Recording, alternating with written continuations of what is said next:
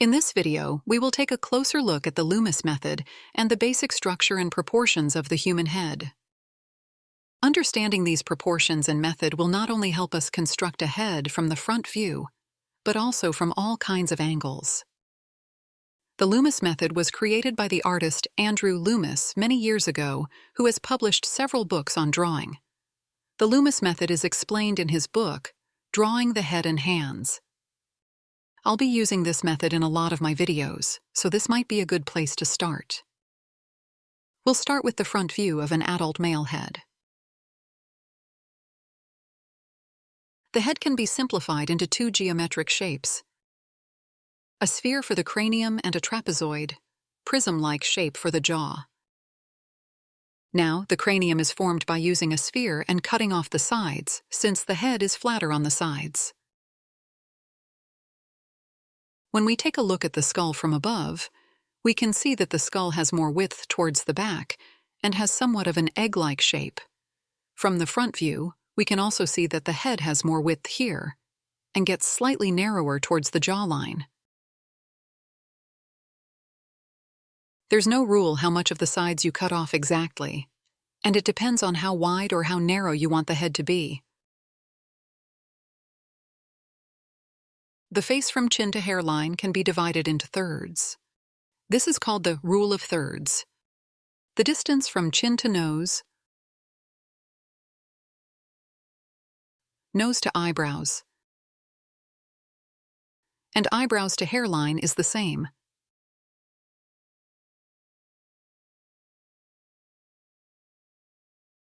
Add half a unit on top of the hairline and we have the top of the head, which makes the entire head 3.5 units high. When we take the length of 1 unit and see how often it fits into the entire width of the head, we can see that the head is exactly 3 units wide. This makes the head 3.5 units high and 3 units wide. Since we cut off the sides from the sphere, the head won't be exactly 3 units wide anymore, but including the ears on both sides, you can make the head as wide as 3 units. With this information in mind, let's take a look at how we can start mapping out a head from the front view. We start with a circle. Find the center of the circle and draw a cross, dividing the sphere into 4 equal sections. The horizontal midline corresponds with the brow line. Divide both the upper and lower half of the vertical line into thirds, so that altogether we have 6 equal segments. 1 segment equals half a unit from earlier, which makes the sphere by itself 3 units high and 3 units wide. But since the head is 3.5 units high, we extend the vertical line below the circle by 1 segment, or half a unit if you will. This is the total height of the head, which consists of 7 equal segments. Now we have already established some important key points. This line marks the chin line, and this is where the nose will end. This here is the brow line. This is the hairline. And this, of course, is the top of the head. This segment, which is also the midline of the bottom unit, corresponds with the bottom lip. Now, to determine the location of the eyes, take the height of the whole head and divide it by 2. The eyes are right in the middle of the head.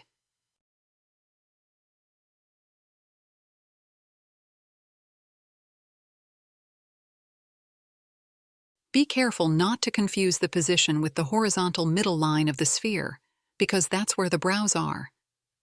So again, you take the entire height of the head and divide it by 2. That's where the eyes are.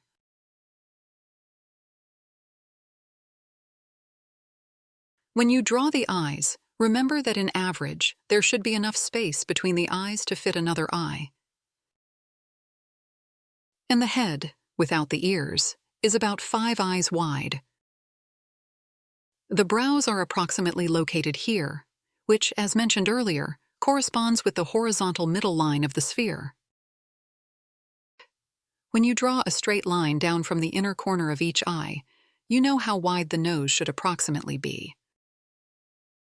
And when you draw a straight line down from the middle of the eye, you'll find the corner of the mouth. And this segment marks the bottom part of the lower lip. The ears are located here, within the second unit between the eyebrows, or eyes, and the nose. Then the hairline, and the head is done. These are the key measurements that you need to know if you want to draw a well-proportioned head. Of course, these are just guidelines and you can change things up slightly, since the structure and proportions can differ from person to person. Some people have longer or shorter foreheads, some have a long nose or a long and square chin, some have wider noses or smaller mouths, or the space between each eye might be smaller or wider and so forth. But you can always start by mapping out a head like this, and then adjust the details to your liking. There are a few other things that Andrew Loomis points out in his book. It's not necessary to map these out when you draw a head, but I will go over them quickly anyway, because it's helpful knowledge. Let's take the width of the circle and the height of the entire head. As we now know, the head is 3.5 units high and 3 units wide. One thing to note is that these two vertical division lines go right through the middle of the eyes and also mark the corner of the mouth. When we further divide one whole unit by half, the head would be 6 segments wide and 7 segments high. We kind of already established this in the beginning, when we divided the upper and lower half of the circle into thirds, adding up to 6 segments in total for the circle, and then extended the height by 1 segment below the circle, which then adds up to 7 segments in total for the entire height of the head. Now, when we divide these segments again by 2, we will get a few more guidelines to determine a few more key points.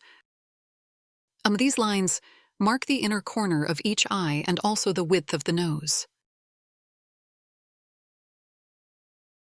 These lines mark the outer corner of each eye.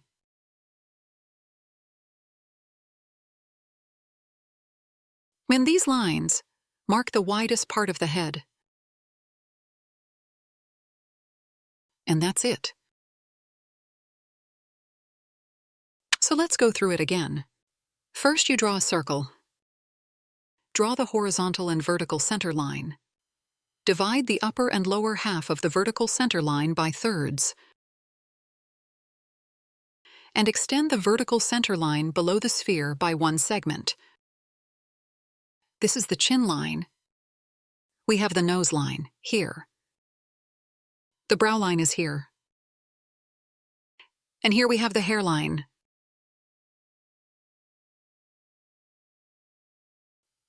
Find the half point of the whole head, and here we have the eye line. There should be enough room between the eyes to fit another eye.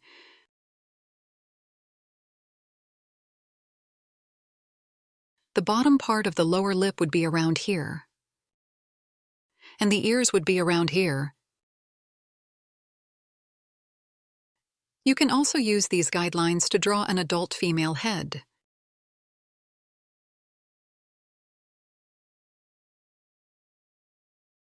To make a face look more feminine, just make the face a bit narrower.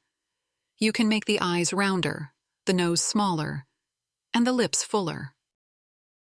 You can make the hairline a bit rounder as well, using more curves and soft lines, and leaving out some of the contours that could possibly make a face look more rough. These guidelines can be used for adult heads drawn in manga or anime style as well. Here are some examples. As you can see, you can change things up a bit by maybe placing the eyes a bit lower or the mouth a bit higher, or making the nose a bit longer and placing the eyes a bit higher. It even works for characters with bigger eyes. If you create a character that you want to draw again and again, it's important to be aware of their facial proportions. Here are some examples for female heads. When it comes to adult female manga or anime characters, These adult proportions can be applied to as well, but you'll probably find more female characters with eyes that are placed a bit, or well below the midline of the head. For a lot of manga or anime characters, more childlike proportions apply. So let's take a look at the proportions of a child's head next.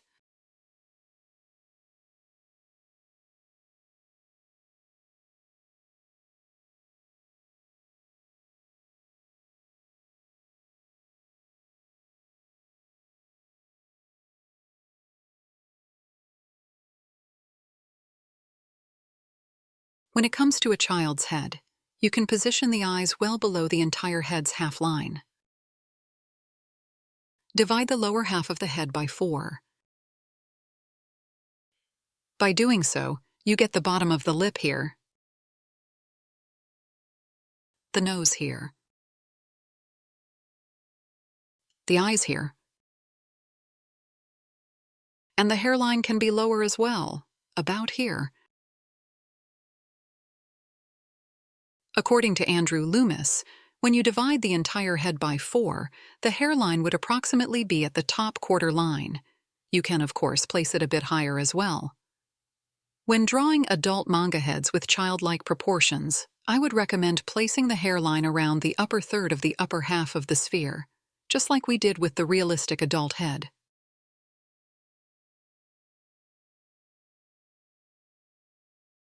And here are a few examples for manga or anime heads with more childlike proportions.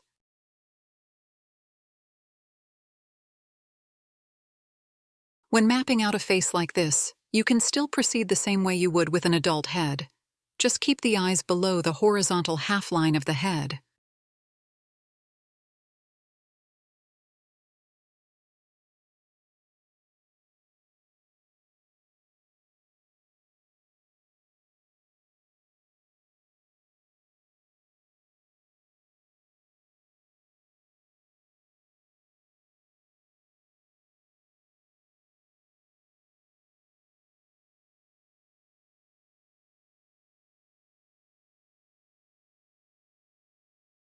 And that's it for this video. I hope this was helpful, and if you want to practice drawing different heads from different angles, please watch my other videos.